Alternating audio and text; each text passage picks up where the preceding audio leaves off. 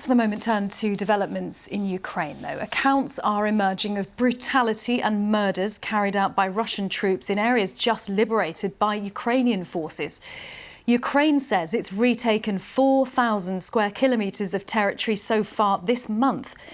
The Lilac area shows the substantial gains Ukraine has made in just 1 week. In one city, Balakliya, the Russians are said to have used the police station as a torture and interrogation centre.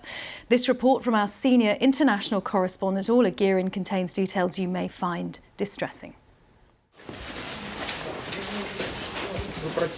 Ukrainian police lead us to a crime scene. It's inside their own former police station in the city of Balakliya. For 6 months, the Russians were the law here, and local civilians were at their mercy. A former detainee told us both men and women were tortured with electric shocks. When the Russians took over Balakliya, they occupied this police station and made it their headquarters. They held prisoners here in the cells. Now, we've been told they kept as many as 8 men in cells as small as this. Here on the wall, you can see that somebody has scratched out a prayer, and they've also marked out the days. The police say that local people were terrified to even pass by this building, afraid that they would be captured by the Russians. Ukrainian investigators are here now, beginning to gather evidence about what happened behind these walls, from people like Artyom, who was held for more than 40 days.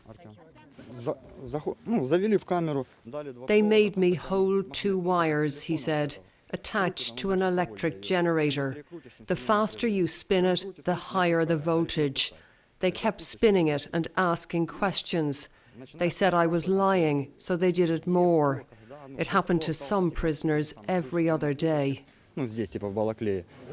The Russians made sure everyone inside heard the screams, he says, by turning off the ventilation system.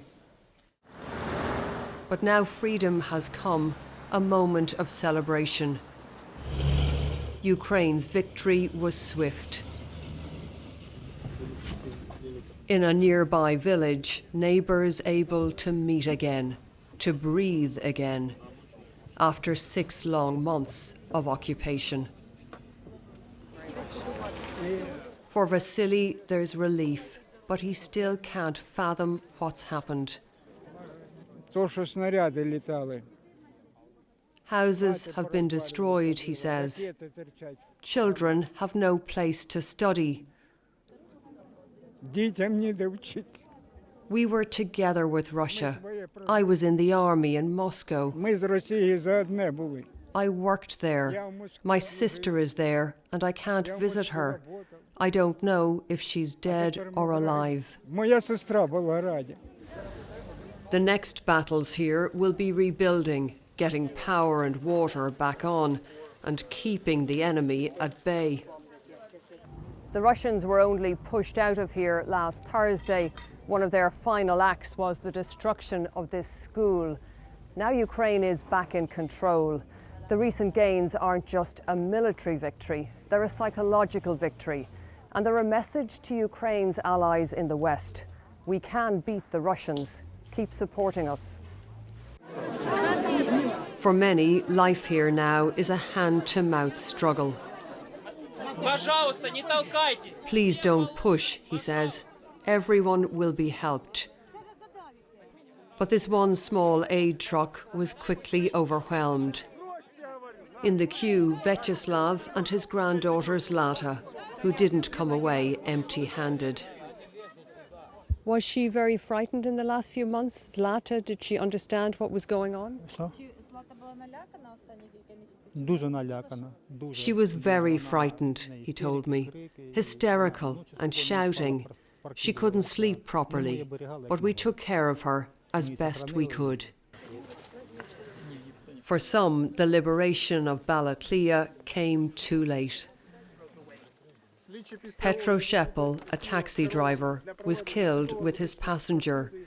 The authorities, who exhumed the bodies, say they were shot dead by the Russians. I want to ask Putin why he killed my son, says Valentina, Petro's mother. For what? He's not just killing our children, he's killing us, the mothers. I am dying. And I am speaking to all the mothers of the world. Rebel against that assassin. Petro was her only son. She has vowed to keep speaking for him, demanding justice. Orla Gearan, BBC News, Balakliya.